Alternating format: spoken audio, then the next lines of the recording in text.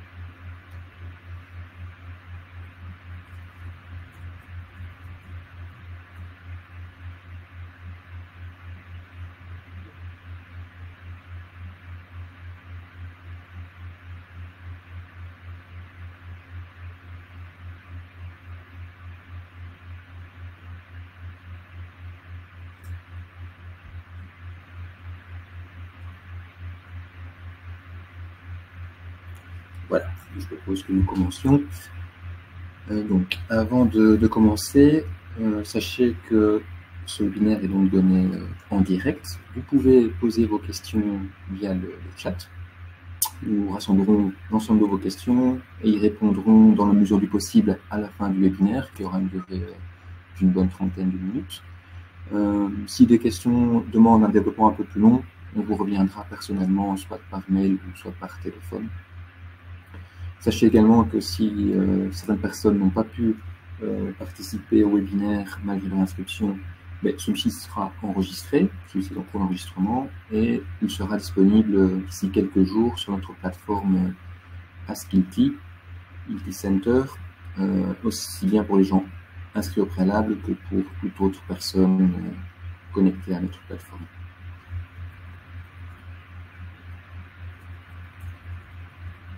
Donc l'agenda du jour, on va brièvement passer un peu en revue les règles générales quant au dimensionnement au feu, également le cadre réglementaire. On va ensuite aller un peu plus en profondeur dans nos solutions avec notre produit de scellement chimique résistant au feu. Et enfin, on verra deux exemples de dimensionnement qu'on peut faire avec notre software Profis Engineering.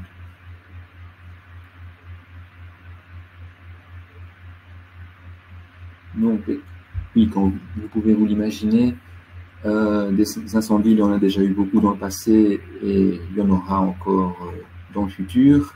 Et partout dans le monde, toutes les 2 secondes, un service pompier est appelé pour éteindre un incendie.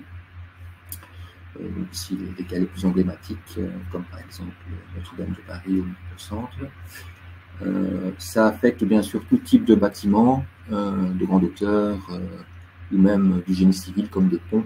Donc, ça a un impact évidemment énorme sur l'exploitation de ces ouvrages, mais également et surtout sur des dégâts matériels et des risques humains avec des blessés et des décès. Et donc, il y a lieu de tenir compte des règlements en vigueur, et notamment pour les structures en béton, qui sont définis entre autres dans le code 2-1-2, qui indique les exigences de résistance aux incendies. Ça fournit en fait les règles de conception, aussi bien au niveau des combinaisons de charges à considérer que sur la vérification des composantes, des capacités portantes des structures. Et donc, il est indiqué que, voilà, il faut, si nous trouvons un domaine d'application en dehors de l'Eurocode 2, il faut faire appel à des solutions d'expertise où ILTI peut par exemple vous apporter quelques possibilités. Donc, les scellements d'armature, scellements chimiques de barres d'armature sont utilisés essentiellement pour 2 grandes familles de connexions, soit sur la gauche des extensions d'éléments, que ce soit une extension de dalle une extension de voile, extension de colonne ou poutre. Donc c'est dans le prolongement d'un béton existant. Ou alors ça peut être une intersection, comme par exemple une dalle qui doit venir s'ancrer dans un voile existant, ou une colonne dont le pied doit être recellé dans un radier.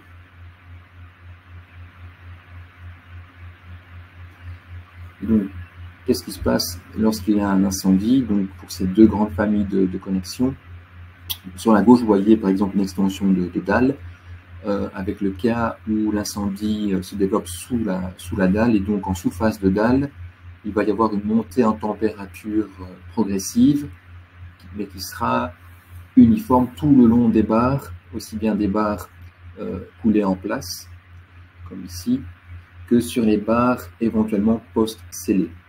Donc on voit bien qu'on a un gradient de température ici, température la plus chaude en bas, et qui évolue, et donc les barres d'acier coulées en place vont avoir leur température qui va augmenter. Et même chose pour les barres post-scellées.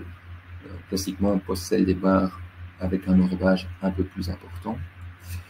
Donc vous voyez bien ici la montée en température en fonction de la profondeur, plus on va vers le centre de la dalle, alors que lorsque nous sommes dans le cas d'une intersection, d'une jonction par exemple dalle sur voile en béton, le scellement chimique ne va pas avoir une température uniforme tout le long de la barre, mais on comprend bien que la température sera plus importante vraiment au droit de la jonction, et la température du scellement et de la barre va diminuer progressivement plus on s'éloigne de la surface ou des surfaces qui sont soumises à l'incendie.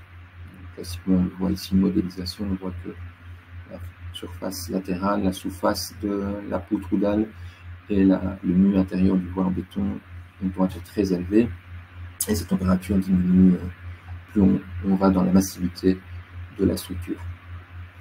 Et donc voilà, donc la géométrie de notre construction a un impact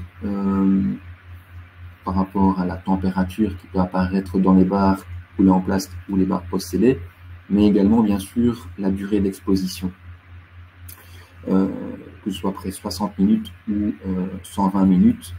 Il y a une courbe d'élévation de température normalisée, l'ISO 834, qui définit clairement les températures après un certain delta T. Donc malheureusement, les approches normatives qui sont développées pour des barres coulées en place dans le code 2-1-2 ne peuvent pas être appliquées aux barres post-scellées. Donc, en résumé, dans le code 2 pour la partie feu, en fonction d'une exigence au feu, de par exemple ici 90 minutes, d'une épaisseur de dalle, on va définir un enrobage minimum, donc, suivant des tableaux, de sorte à ce qu'on ne dépasse pas une température critique de 500 degrés. Donc c'est une approche assez simple et assez intuitive. Malheureusement, pour des barres post-scellées chimiquement, le scellement chimique est un point faible. Donc comme vous pouvez voir ici, l'Eurocode 2 partie feu définit un facteur de réduction pour le béton en fonction de l'enrobage. Et donc lorsqu'on arrive à 500 degrés, donc on a défini un enrobage pour ne pas dépasser 500 degrés dans la barre, et puis on applique un facteur de réduction pour définir une résistance résiduelle après 60 minutes ou après 120 minutes. Donc, par exemple ici pour le béton, 60% de résistance résiduelle par rapport à la résistance à froid. Et vous voyez ici toutes ces courbes à gauche concernent des scellements chimiques, différents types de scellements chimiques organiques. Et on constate qu'après 300 degrés, malheureusement, ces scellements chimiques n'offrent plus réellement de résistance résiduelle par rapport au feu. Et donc c'est assez dramatique. Et donc il ne faut pas du tout négliger cela. Grosso modo, jusqu'à 100 degrés, 120 degrés, on peut encore avoir une résistance résiduelle satisfaisante, assimilable à celle d'un béton coulé en place. Mais après 120 degrés, très vite, les résistances chutent. Et malheureusement, si vous prenez la courbe ISO 834, vous verrez que 120 degrés sont atteints, les 120 degrés sont atteints très très rapidement. Et donc, qu'est-ce qu'on fait en pratique pour s'assurer qu'un post-scellement soit quand même résistant au feu? Eh bien, on va simplement reprendre un peu la méthode Eurocode 2 et augmenter l'enrobage. Donc, imaginons, on souhaite avoir une résistance au feu de 90 minutes. On va s'assurer qu'on n'ait pas plus que 500 degrés dans notre barre coulée en place. Et d'après les tableaux ou graphiques de Eurocode, on va définir qu'il nous faut un enrobage béton de minimum 30 mm. Mais pour le post-scellement chimique, oui, notre température critique est de l'ordre de 120 degrés, hein, comme on l'a vu ici. Ici, vous êtes plus ou moins à 120 degrés. Et donc là, les tableaux de l'Eurocode 2 nous disent qu'il faut un enrobage de 90 mm. Donc c'est quand même assez problématique puisque, par exemple, déjà, ce n'est pas forcément intuitif sur chantier.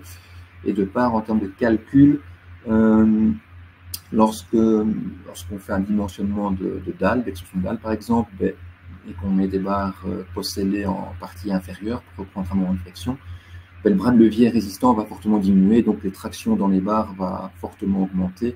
Donc on devra mettre des barres de plus gros diamètre. Donc géométriquement, on n'aura pas forcément la possibilité de faire des scellements chimiques dans les dalles fines qui doivent être exposées à l'incendie pendant 1 heure ou 2 heures, avec les scellements chimiques organiques actuellement sur le marché. Donc voilà, ça c'est un peu une répétition de ce qu'on vient de dire pour des barres coulées en place. Donc en résumé, température critique 500 degrés pour des barres coulées en place et de l'ordre de 120 degrés pour les scellements chimiques actuellement sur le marché. Et donc, de gros enrobages. Donc voilà, il faut bien distinguer bien sûr les combinaisons de charges statiques en conditions froides et les combinaisons de charges accidentelles en cas d'incendie. Donc vous pouvez voir ici au milieu que, mais voilà, classiquement sur une combinaison LU, on va mettre des facteurs de pondération sur les charges permanentes et mobiles, qui sera de 1,35 et 1,50 classiquement. Alors qu'en cas d'incendie, il y en a plutôt des facteurs de l'ordre de 1, puisqu'on considère que c'est une charge accidentelle. Donc lorsqu'on fait un dimensionnement, bien sûr, on devra vérifier ces deux combinaisons, combinaison ELU et ELS aussi, et combinaison incendie. Pour rappel, la résistance au feu en fait est définie par un critère de stabilité de la structure, le R, d'étanchéité aux fumées et d'isolation thermique. Pour les structures béton, bien sûr, on ne parle que de la partie R, stabilité structure portante. Donc on parle en toute rigueur de R60 ou R120 par exemple, voire R30. Tout cela est fonction bien sûr du type de bâtiment. Et on peut alors analyser le comportement d'un bâtiment avec une analyse globale par rapport à l'incendie, une partie d'ouvrage ou bien une analyse d'éléments, ce qu'on peut faire notamment avec notre software. Voilà. Pour rappel, ici on voit la chute de résistance en fonction de la température. Donc, voilà. Maintenant, regardons un peu plus en détail les scellements de barres d'armature. Donc, les scellements de barres d'armature se vont en statique suivant l'Eurocode 2-1-1, alors qu'à l'incendie, feu, on considère la partie 2, comme vous voyez ici. Pour les scellements chimiques, on doit se référer à un rapport de classification qui est repris dans une homologation, donc un ETE, une évaluation technique européenne, qui va définir les résistances résiduelles du scellement chimique dans des configurations géométriques bien précises en fonction de la durée d'exposition au feu. Et donc ces homologations sont établies à partir de directives européennes d'évaluation et des durées d'utilisation. Donc comme dit, classiquement on a deux grandes familles, soit un recouvrement d'extension d'éléments, ou alors une jonction, intersection entre une dalle par exemple et un voile en béton, voire compression au sol. Donc ça sont les éléments qui sont définis dans les Eurocodes pour le feu. Inti a développé aussi des méthodes, des extensions de méthodes pour d'autres cas. Par exemple, si une dalle n'est pas purement simplement appuyée, mais est encastrée avec un couple, l'Eurocode 1, partie feu, ne propose pas réellement de solution et donc il a développé pour certains types de seulement chimiques des solutions de calcul également. Donc, comme je vous le disais, voilà, donc ici on a ce DEE, donc c'est le directive européenne d'évaluation, document européen d'évaluation, qui permet alors d'établir un ETE. Et dans ces ETE, donc homologation entre guillemets, on peut voir pour chaque type de scellement chimique le critère, donc le facteur de réduction de résistance à l'incendie. Et donc ici, c'est pour un scellement chimique classique, on voit très vite qu'après 300 degrés, on a vraiment une résistance résiduelle quasi nulle. Donc ces homologations ressemblent à ceci. Elles sont établies bien sûr par des organismes reconnus. Et dans ces homologations sont reprises alors les courbes d'évolution de résistance résiduelle. Donc par exemple ici nous avons un scellement chimique, notre nouveau scellement chimique FP700 qui est résistant au feu. Et vous pouvez voir ici le calcul du facteur de réduction de résistance au feu en fonction de la température. Et avec ce scellement spécifique de résistance au feu, on voit une bonne nouvelle puisque c'est un scellement qui est un peu différent des scellements actuellement sur le marché. Il est inorganique à base de ciment. Et donc on peut atteindre des résistances résiduelles encore intéressantes après 500 degrés. Et donc presque assimiler ça à des barres coulées en place. Vous voyez ici un peu de réduction entre 0,6 et 0,8 après 500 degrés. Bien sûr, cela est valable pour autant qu'on respecte correctement les instructions de pose qui sont également reprises dans les homologations. Donc voilà, un peu plus en détail. Ici, un exemple de graphique et de formule pour notre nouveau scellement chimique résistant au feu FP700 pour une classe de béton C2025 par exemple. Et donc, voilà comment on définit finalement les profondeurs de scellement. Et simplement, en prenant la formule classique de calcul de profondeur de scellement, de longueur de scellement, donc on considère la surface autour de la barre avec une contrainte d'adhérence à froid d'une part, premier type de dimensionnement, et puis contrainte d'adhérence résiduelle sous incendie après 60 minutes ou 120 minutes, et là vous allez obtenir votre longueur de scellement dans le béton existant.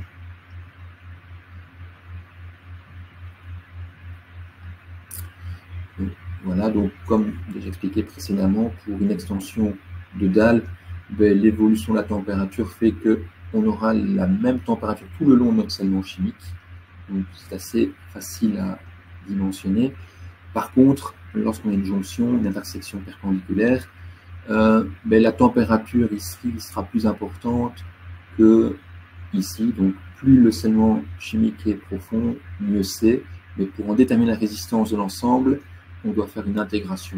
Donc, il faudra intégrer tout le long de la barre. Et on voit ici, par exemple, la diminution de la température en fonction de la profondeur de scellement. Et du coup, l'augmentation du facteur de réduction. Et donc, fatalement, l'augmentation de la résistance, de la contrainte d'adhérence sous incendie de notre scellement, plus on va profondément. Donc, en intégrant cela, on peut définir une résistance résiduelle pour un type de barre avec un type de scellement chimique pour une profondeur d'implantation. Donc c'est le fameux facteur KB Fire qui est le facteur de réduction en fonction de la température, facteur de réduction déterminant la résistance résiduelle à l'incendie. Donc c'est juste le facteur à intégrer. Également les facteurs gamma, donc les facteurs de sécurité sur les matériaux qui doivent être aussi adaptés puisque le gamma M en cas d'incendie peut être différent du gamma M en cas statique. Et donc, en considérant ces deux paramètres, vous pouvez définir une contrainte d'adhérence de calcul sous cas incendie. Et alors, vous n'avez plus qu'à vérifier que votre sollicitation de calcul en cas incendie soit inférieure à la résistance de calcul à l'incendie. Donc, une approche assez classique. Donc, cela était pour une extension de dalle, c'est assez facile. Par contre, pour une jonction, mais là, ce calcul est un peu plus complexe puisqu'on doit intégrer cela. Donc, ce facteur va évoluer dx par dx tout le long du scellement chimique. Et donc, en résolvant cette intégrale, vous pouvez définir, après itération, la longueur d'ancrage nécessaire pour résistant résister au cas incendie. Voilà. Donc, maintenant, on va passer un peu à nos produits.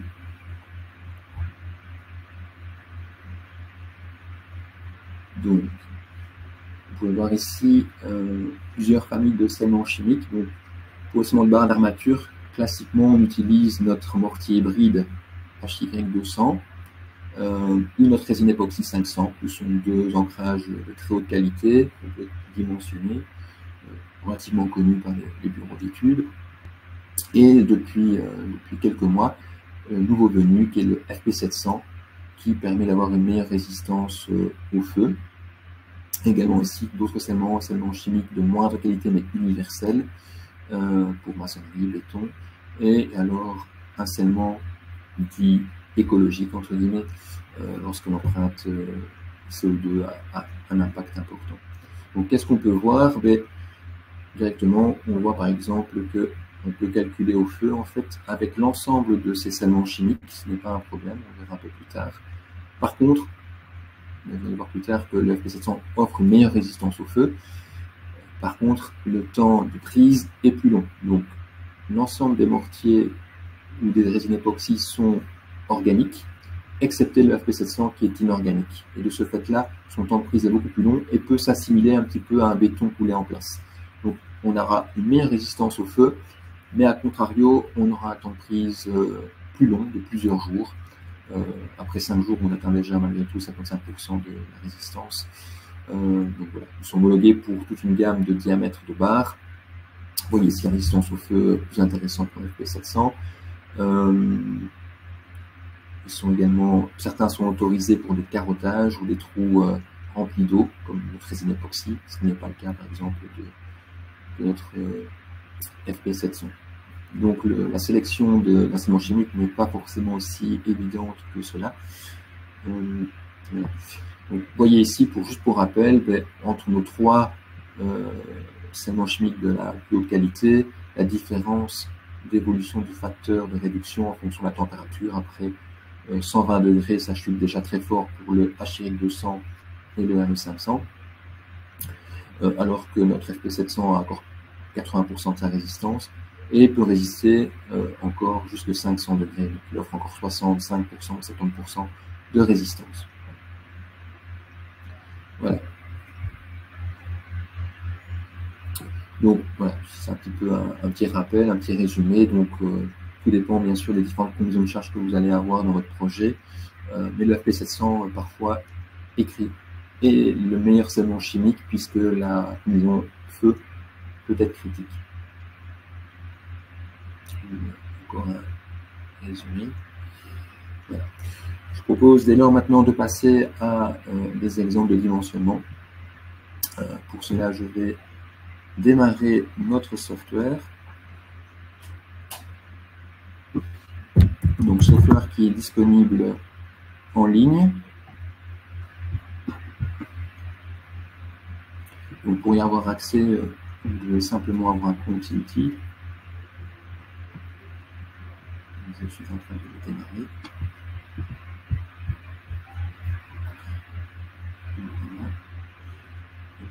Je vais partager cet écran. Donc, il suffit d'aller sur profiengineering.ilti.com. Donc, le software est sur le cloud, ce qui a l'avantage d'avoir les dernières normes à jour systématiquement, également toute la gamme des produits à jour aussi. Donc, ce qu'on peut faire, on peut par exemple créer un projet ici. Et vous voyez ici, tout software est composé de différents modules. Aujourd'hui, on va s'intéresser au scellement de barre d'armature, mais sachez qu'on peut faire des fixations de platine, métallisation béton, des cas maçonnerie, des renforcements de béton, des dalles mixtes avec des bourgeons cloués ou des vis à bois. On va démarrer ceci et je vous propose de faire deux petits exemples. Donc, comme on l'a dit, une extension d'éléments structurels des dalles. Donc, oui, je souhaite avoir une résistance au feu. Je ne souhaite pas spécialement avoir du sismique, et donc je fais OK. Voilà. Donc, l'utilisation du software est assez intuitive.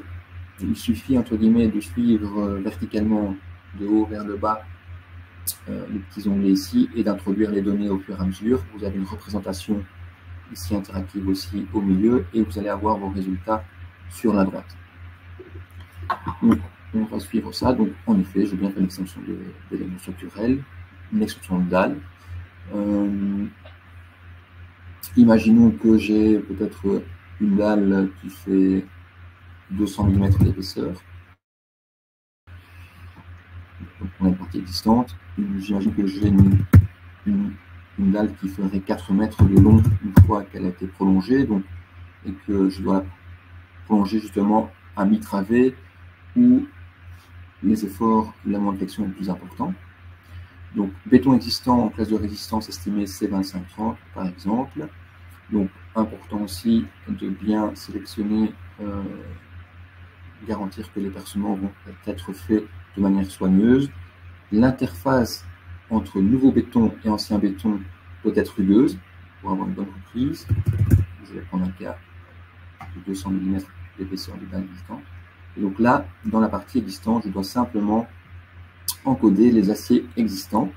Donc je vais considérer par exemple que j'ai des barres diamètre 10, espacées de 100 mm en partie supérieure avec un enrobage de 30 mm. Couverture avant, oui, ça c'est comme c'est une dalle qui avait été coupée au préalable. Je vais considérer que mes aciers sont à nu. Ici, voilà.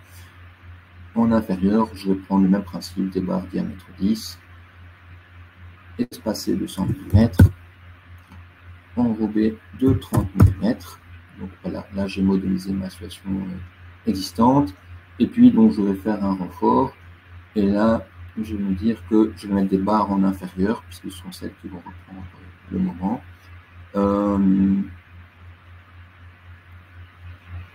Et par simplicité, je vais également mettre des barres en diamètre 10, espacées de 100 mm. Et comme ce sont des barres post-scellées que je vais essayer d'avoir les plus proches des barres existantes, je vais mettre un enrobage de 50 mm par exemple.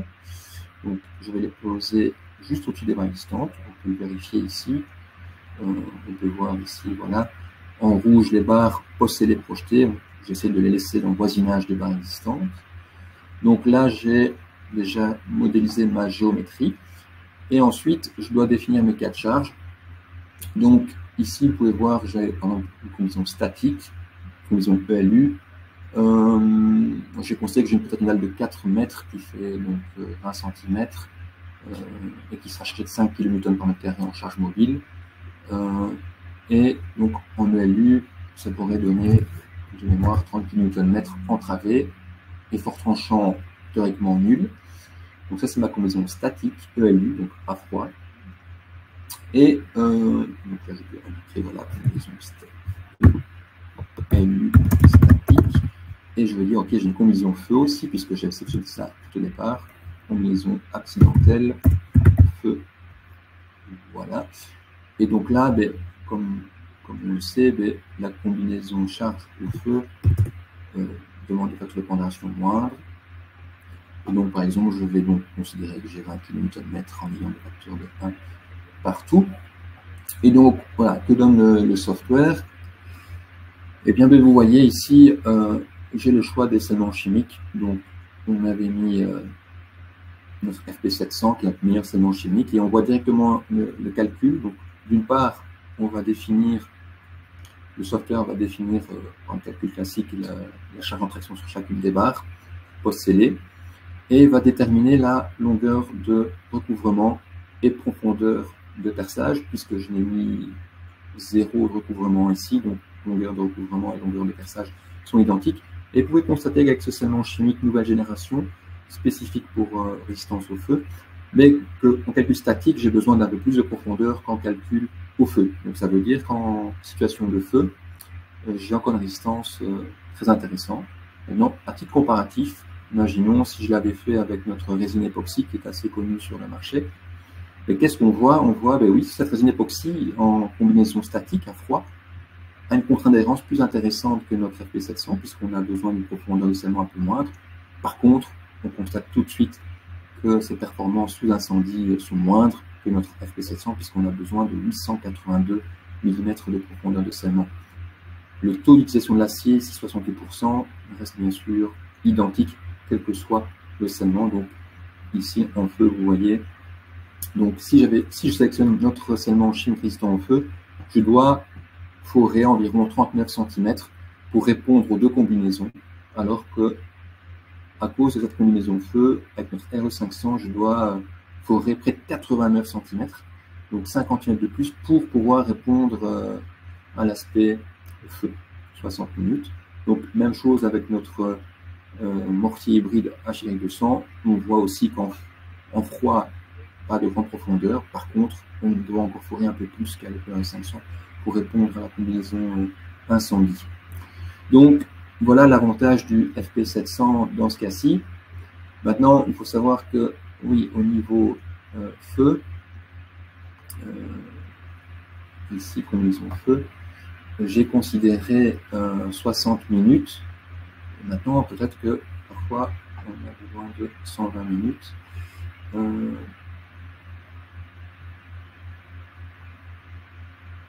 C'est un peu bizarre, mais on peut...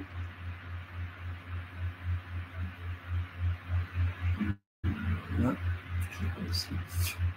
Et on peut voir, imaginons qu'on pourrait jouer sur les enrobages. Je ne vois pas le changement ici.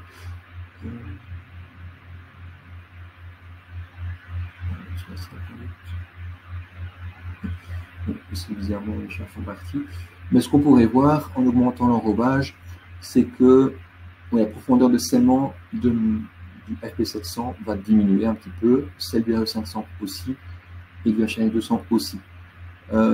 Mais pas forcément, puisque en augmentant l'enrobage, le bras de levier résistant qu'on peut voir ici va diminuer, donc mes efforts par barre, qui devraient être calculés ici, va augmenter, et donc parfois je n'ai pas de solution du tout parce que ma longueur de dalle existante de 2 mètres ne serait pas suffisante. Donc, je suis un peu surpris que ça ne se calcule pas, je vais rafraîchir la page.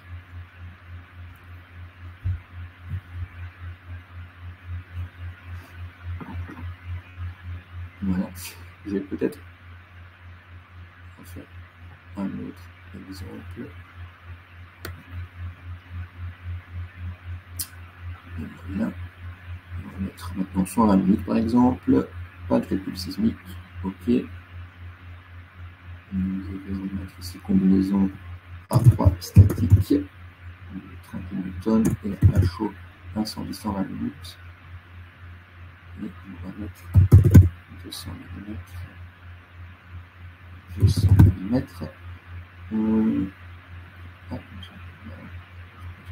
100 mm en résistant.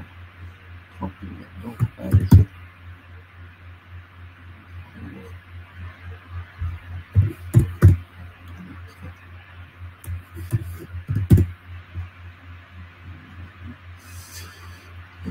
Il est résistant.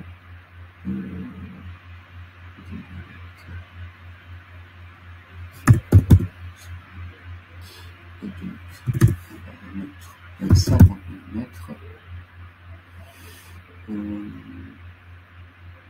Voilà, par exemple, là je suis, comme vous pouvez le voir, en 120 minutes. Et donc, si vous vous rappelez un petit peu, je pense que j'avais besoin de 39 cm tout à l'heure sous 60 minutes. En 120 minutes, j'ai besoin de 41 cm, 42 cm avec le FP700. Avec un enrobage de 50 mm sur les barres scellées. En RE500, vous voyez, il m'indique que ça ne fonctionne plus. Donc, il trouve une solution pour la combinaison statique, mais en incendie, il ne trouve plus de solution. Je pense qu'on avait une longueur de 2 mètres ici de dalle. Voilà. Et même pour notre 200, on ne trouve pas de solution non plus. Donc, voilà, vous voyez que dans ce cas-ci, seul le FP700 peut me trouver une solution pour du RF 2 heures. Donc, une idée, c'est peut-être se dire, ben voilà, j'ai peut-être une liberté d'action sur mes barres post-scellées. Je pourrais peut-être passer en 80 mm d'enrobage. Donc 80 mm d'enrobage, ça veut dire que j'augmente bien sûr la traction sur mes barres, puisque mon bras de levier résistant diminue, et mes profondeurs de scellement sont plus importantes à froid avec le FP700. est-ce que je peux avoir une solution avec 9,500? Pas encore. Je peux éventuellement alors modifier les barres, le diamètre des barres post-scellées. Et par exemple, ici, j'ai décidé de mettre des barres post-scellées en diamètre 12, avec un ouvrage de 80 mm, et là, je vois que je peux avoir une solution au feu avec une résine époxy, mais avec une profondeur de scellement entre guillemets monstrueuse, puisque plus qu'1,40 m à percer. Et en HTM 200, on n'a même pas encore de solution, puisqu'on n'a pas de longueur suffisante de dalle existante. Donc 1,40 m avec notre époxy, alors qu'on pourrait se contenter de 41 cm, combinaison statique étant dimensionnante avec notre FP 700. Voici un exemple concret d'extension de dalle où on voit l'intérêt d'utiliser le FP 700 lorsqu'on a une combinaison incendie qui est à considérer, qui est critique.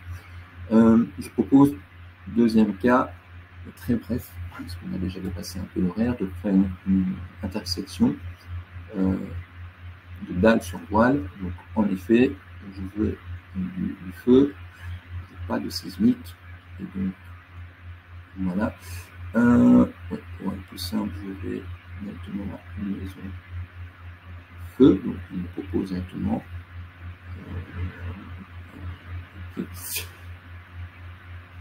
Une liaison feu, et donc, par exemple, je vais mettre un effort de l'ordre de 100 kN. Donc, imaginons que c'est un appui de dalle. Je vais vérifier un petit peu. Béton existant, on ne considère pas les armatures. Et puis ici, je pense qu'on avait des barres diamètre 100, diamètre 10 espacé de 100, y compris pour la partie supérieure, barre diamètre 10. Et donc, ici, on voit que on peut trouver une solution avec 60 minutes, je pense, de résistance, 150 mètres de profondeur de scellement, avec notre HM 200 111, et notre 500 133. Imaginons maintenant si on a besoin de 2 heures. Vous voyez qu'avec le 500, on doit aller à 186 mm de profondeur, avec notre HM 200 159. À 186 avec le 500 et le FP 700 150. Donc là, on voit, on a 250 mètres d'épaisseur, mais imaginons que nous aurions eu 200 mm d'épaisseur de voile. Ça fonctionnerait avec notre FP 700, mais malheureusement, ça ne fonctionne plus avec les R500 puisque j'ai besoin d'un peu plus que 200 mm d'épaisseur. Je vais avoir 230 mm d'épaisseur de voile minimum. Donc voilà, ce sont deux exemples rapides pour illustrer cela. Donc je propose que nous passions maintenant à la conclusion.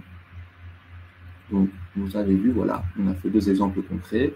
Je pense qu'on a pu voir l'intérêt du FP 700 dans les conditions incendie, aussi bien en intersection qu'en extension de dalle. Et donc, s'il n'y a pas de questions, il ne me reste plus qu'à vous souhaiter une bonne journée, à vous remercier pour votre participation et à vous dire à bientôt.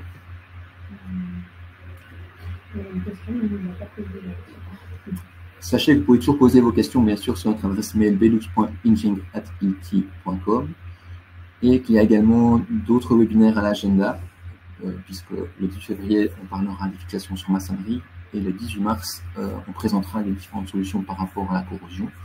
Et pour rappel, l'ensemble des webinaires sont enregistrés sur notre plateforme Askity et sont donc disponibles quand vous le souhaitez en vous connectant tout simplement. Voilà, je vous remercie encore et je vous souhaite une bonne journée. À bientôt. Au revoir.